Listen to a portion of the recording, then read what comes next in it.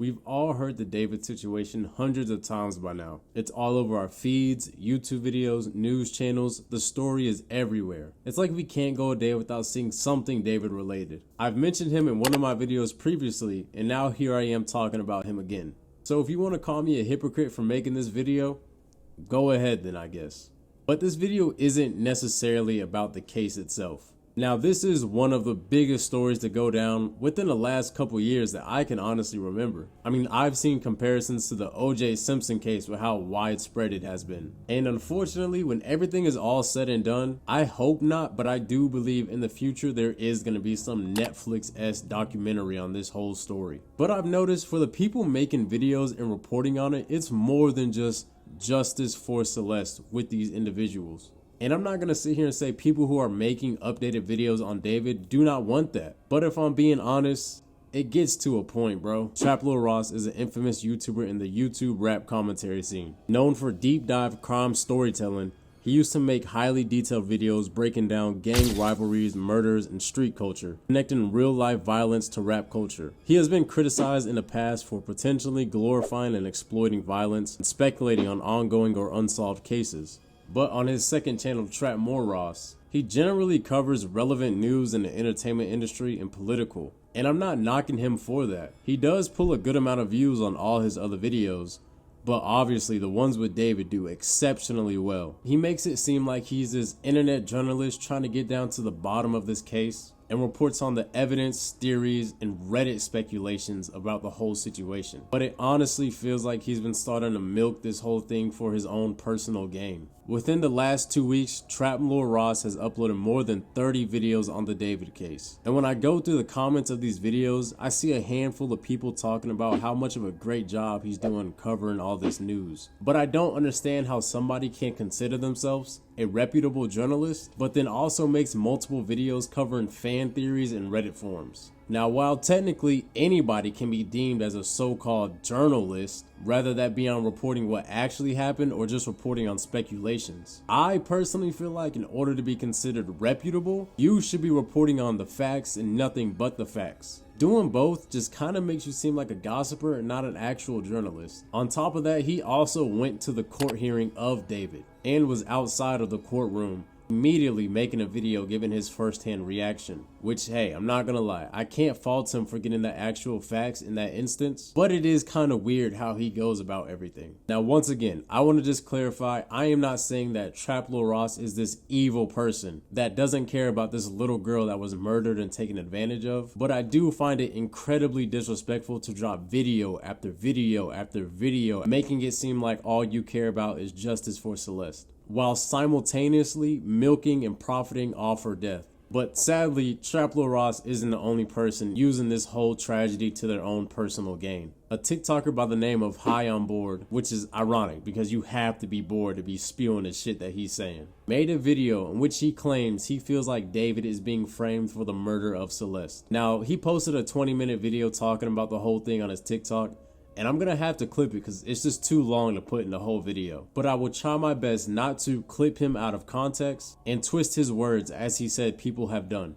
Stop twisting my words. The body was left in his car at his house, in his neighborhood, you know, in his driveway or whatever, and that he was across, you know, the country on tour. That's when I started thinking, hold on. That don't make sense. The main reason I feel like the man could be innocent is because nobody deletes somebody, puts it in their car, leaves it there, and goes on tour. That's the main thing that's throwing me off in this whole case. You feel like a fool and all this, you're gonna look stupid? No, I'm not. I would never look stupid for being a decent human being and trying to see the good in everybody and for giving this man the benefit of the doubt because I didn't see enough evidence before now. None of y'all have. Nobody has seen enough evidence to prove that this guy had done this. If that was the case, he would have been locked up months ago. But because there hasn't been enough solid evidence, that's why it's been 8 months. Because there was no evidence. So for everybody saying the internet solved this case months ago, no, you didn't. everything you know about this case is just something you read or heard somewhere else. All the evidence that they have against David, there is just no way somebody can possibly believe that he is innocent or being framed. They have purchase history from his Amazon, in which he bought body bags, a chainsaw, and many of other things. They also have text messages between David and Celeste, dating back years before this event even took place. Photos of them together, songs where he mentioned Celeste, and over 40 terabytes of evidence against him with a significant amount of CP found on his phone. I mean, there's only so much evidence that you can see before you actually start thinking, yeah, he actually did this shit. Or was at least romantically involved with this 13-year-old girl and was a serious fucking weirdo. But back to that TikTok, he said that there is a possibility that Celeste lied about her age because she had a fake ID. That don't necessarily mean he was sleeping with her, but I don't know, bro. It is kind of odd to be chilling with a 13-year-old. So my theory on that is, and I could be wrong, I'm just throwing out a theory. I seen recently where some girl named Asia or Alasia or something like that said that she was a friend of David's and she seen an ID for Celeste. So you can't get an ID if you're not a certain age. So my theory, just hear me out. My theory is maybe she told him she was of age. Although he was seen allegedly, I hate having to use that word allegedly in this case, paying money to a high schooler so they could give Celeste a cell phone after her parents took one away from her. So there's no way he didn't know she was underage. And let's be so fucking for real for a minute. There is no way you can't look at a 13-year-old and tell me they're not a 13-year-old. If you genuinely have problems with that, you might need to check in somewhere. First of all, a grown-ass man or even a grown-ass woman should not be friends with anybody underage, especially not a preteen. But it's crazy how he's like, oh, it's just a little weird. Bro, it's more than just a little weird. It's fucking predatory. And I know there's the whole innocent until proven guilty thing, which is why we have to constantly use the words like allegedly. But there's just no way that you can actually still be defending David.